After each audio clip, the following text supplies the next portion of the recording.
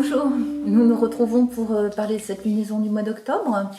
On est dans la lancée de cette entrée dans l'automne et vous allez voir que c'est un mois où on va travailler de façon très active et sur de multiples plans sur notre façon d'être en lien. On rentre d'abord dans cette lunaison. Alors cette nouvelle lune du mois d'octobre démarre ce mercredi 2 octobre 2024 à 20h50 heure de Paris.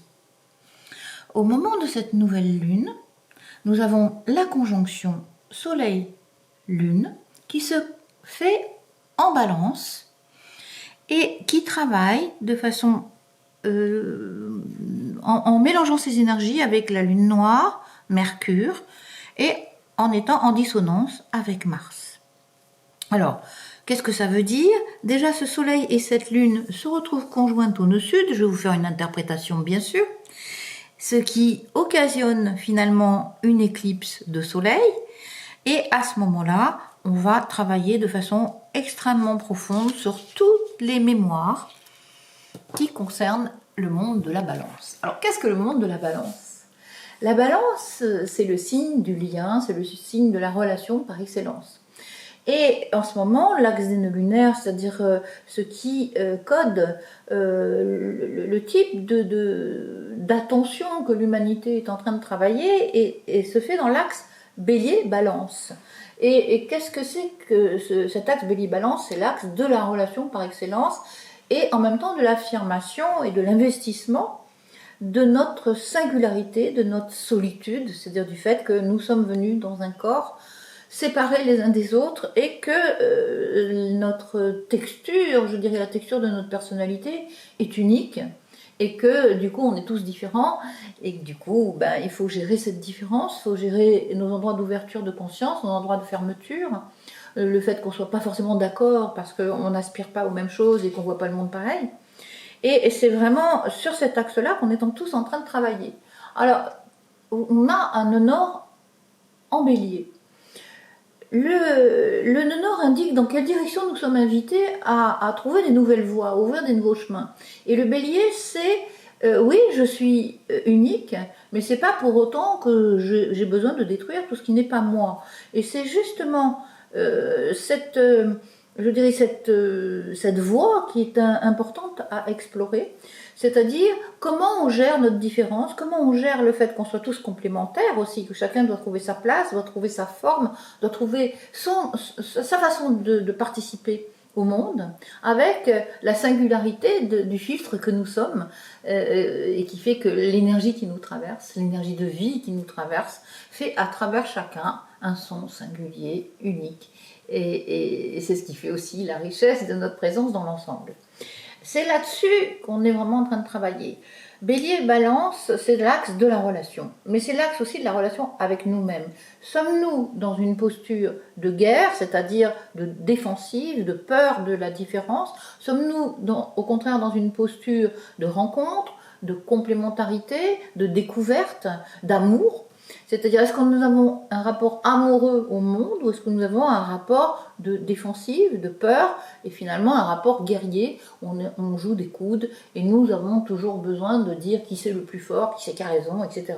À partir du moment où on est dans ces postures-là, on est forcément dans des postures obscurantistes qui fait que au lieu de nous compléter, au lieu de nous enrichir les uns les autres, au lieu de nous enrichir de tout ce qu'on rencontre, eh bien nous vivons dans la peur de l'autre, dans la peur de nous-mêmes aussi, puisqu'à l'intérieur de nous, nous avons aussi beaucoup de visages, et c'est bien sur ce sujet-là que nous sommes invités à travailler. Le fait que cette conjonction Soleil-Lune en balance se mette au carré de Mars, Mars étant la planète qui dit comment agissez-vous, comment réagissez-vous, et comment gérez-vous la spécificité du fait d'être incarné, c'est-à-dire d'être dans un corps mortel, mais qui en même temps a une forme singulière et se doit d'agir et se doit de créer, de bâtir et finalement d'interagir avec ce qu'il rencontre. Voilà le sujet.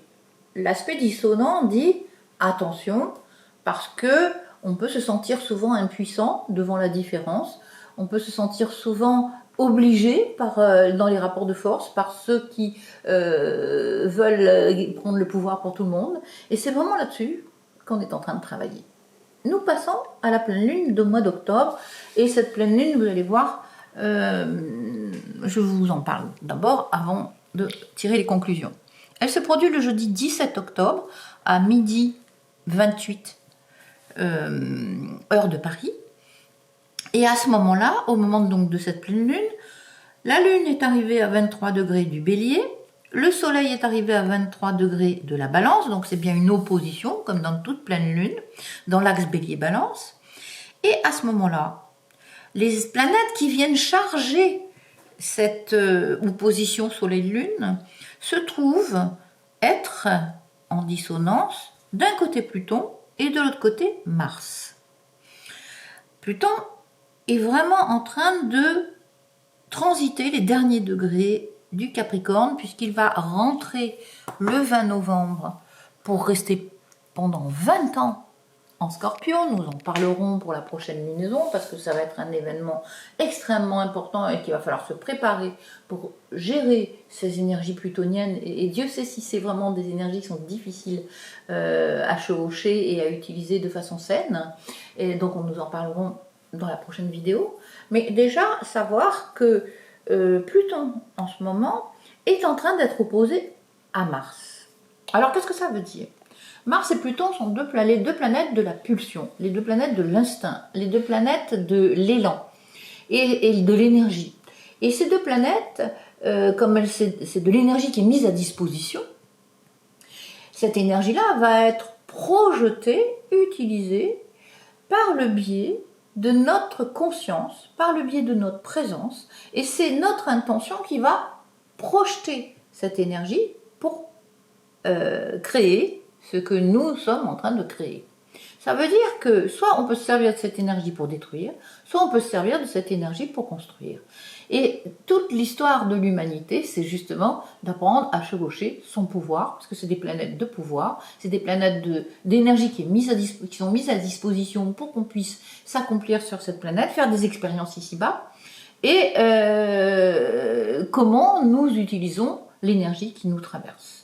C'est vraiment le fait qu'il y ait une opposition entre ces deux planètes d'énergie dit que les pulsions vers la guerre, les pulsions vers la division sont excessivement enflammées. À savoir que on va le développer dans la prochaine vidéo, mais dans l'entrée de Pluton en Verseau, c'est-à-dire le troisième passage et l'installation de Pluton en Verseau qui va rester 20 ans en Verseau, ce Pluton-là se retrouvera aussi opposé à Mars. Ce qui veut dire qu'on rentre là dans une ère où nous sommes invités à vraiment faire un point, mais extrêmement profond, sur tout ce qui nous divise, dedans, dehors. Et à savoir que le dehors est le miroir de nos guerres internes. Et donc, il va falloir faire un aller-retour entre ce dedans et ce dehors, entre ce qui monte dehors et voir à quoi ça correspond dedans pour avancer sur une résolution de ce qui nous déchire, de ce qui nous divise. On parle de diabolos. Diabolos, c'est ce qui divise. Et qu'est-ce qui nous divise ? En ce moment, les forces de division sont remontées sur tous les plans. Il va falloir donc se méfier, je dirais, de nos guerres intestines, de nos pulsions de destruction, de manière à ce que notre conscience chevauche cette expérience et se serve au contraire de cette expérience pour aller voir nos zones d'ombre, pour aller réparer nos guerres anciennes et trouver des solutions pour nous unifier et pour avancer en tant que qu'être de conscience, qu'être de lumière, dans les expériences qui sont devant nous. Et Dieu sait si ce qu'on est en train de vivre, c'est une espèce de mort et de renaissance qui va toucher toute l'humanité. Pluton est la planète de la mort, la planète de l'au-delà, la planète de l'invisible.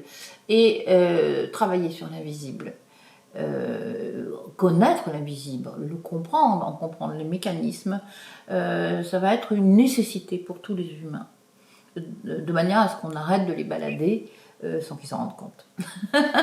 Donc je pense que comprendre le mystère de ce qui est caché, dévoiler ce qui est caché, on est au moment de l'Apocalypse, donc toutes les ombres sont en train de se dévoiler, et nous irons jusqu'au fond de la cuve, jusqu'au fond du chaudron pour transmuter ce que nous avons, les ombres qui se refusent à accueillir la lumière. Je vous remercie beaucoup pour cette participation, parce que c'est une aventure monumentale que l'humanité est en train d'accomplir. Nous en reparlerons parce qu'il y a tellement de choses à partager. Merci à vous.